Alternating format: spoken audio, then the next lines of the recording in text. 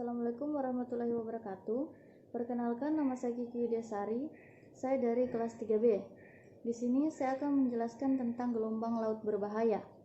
Yang pertama yaitu pengertian dari gelombang. Gelombang adalah pergerakan naik dan turunnya udara dengan arah tegak lurus di permukaan laut yang membentuk kurva atau grafik sinusoidal. Gelombang laut disebabkan oleh angin. Angin di atas laut mentransfer energinya ke perairan, menyebabkan riak-riak, alun atau bukit, dan berubah menjadi apa yang kita sebut sebagai gelombang. Yang pertama yaitu gelombang fakta yang disebabkan oleh banyak faktor, yaitu disebabkan oleh angin, geometri laut, dan gempa. Selanjutnya yang kedua yaitu klasifikasi macam-macam jenis gelombang. Yang pertama berdasarkan sifatnya. Gelombang terbagi menjadi dua bagian, yaitu gelombang pembangun atau pembentuk pantai dan gelombang perusak pantai.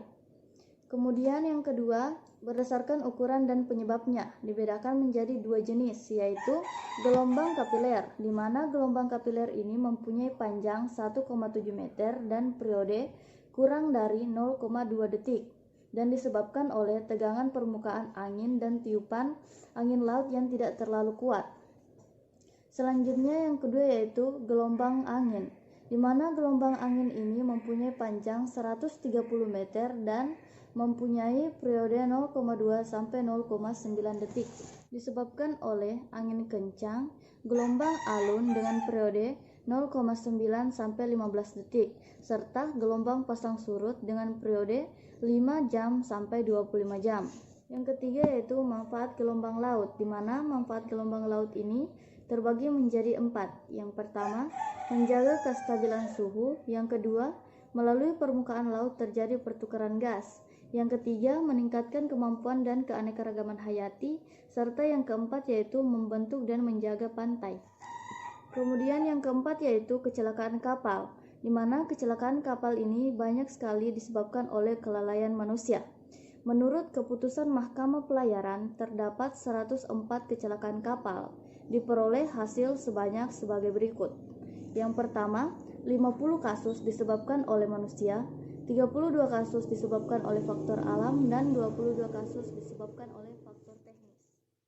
Assalamualaikum warahmatullahi wabarakatuh. Perkenalkan, nama saya Rizka Sulistianingrum. Di sini saya akan menjelaskan tentang kecelakaan kapal, yaitu faktor penyebab terjadinya kecelakaan transportasi laut.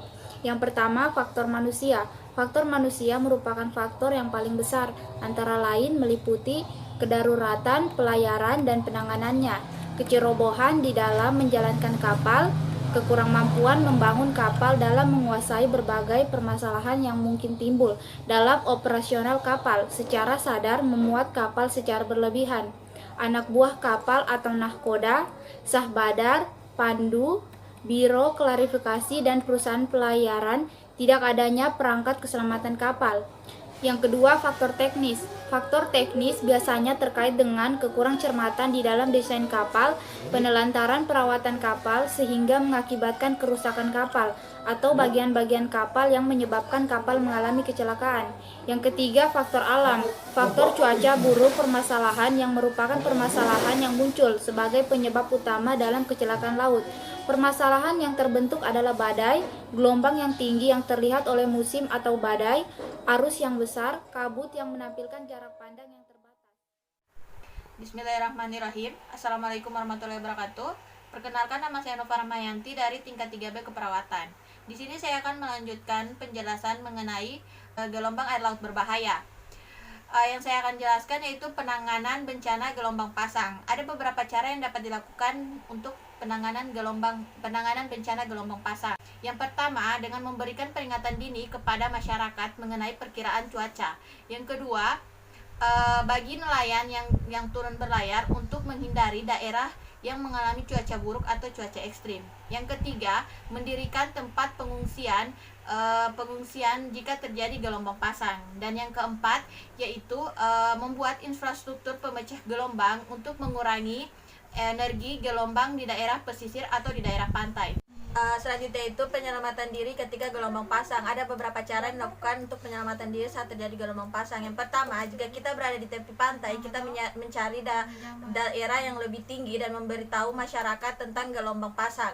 Yang kedua, jika nelayan berada di tengah laut, maka hindari daerah yang terkena gelombang pasang atau daerah yang terkena cuaca ekstrim. Baik, itu saja penjelasan dari kelompok kami mengenai gelombang air laut berbahaya. Lebih dan kurangnya mohon dimaafkan. Wabillahi taufiq wal hidayah. Wassalamualaikum warahmatullahi wabarakatuh.